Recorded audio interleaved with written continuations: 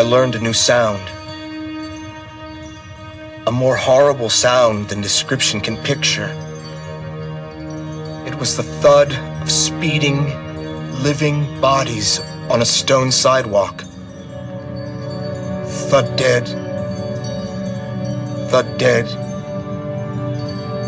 Thud dead. On March 25th, 1911, fire broke out on the 8th floor of New York City's Triangle Shirtwaist factory. Within minutes, the top 3 floors were ablaze. Workers on the 8th and 10th floors narrowly escaped. In between was the 9th floor. This was the main sewing plant of the Triangle factory. About 250 workers, teenagers and people in their early 20s were just finishing work. 4:45, the quitting bell rang, and they saw the flames outside their window. There was no warning before that. There was panic. Some of the workers went to the fire escape in the back of the building. It tore away from the rear wall of the building and dumped about 24 workers to their death in the air shaft.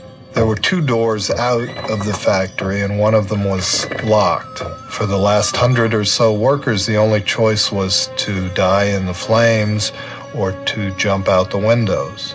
Now, March 25th, 1911 was a Saturday. Thousands of people were out enjoying the day, and they heard the commotion. They saw the smoke rising over the building, and they ran to see what was happening.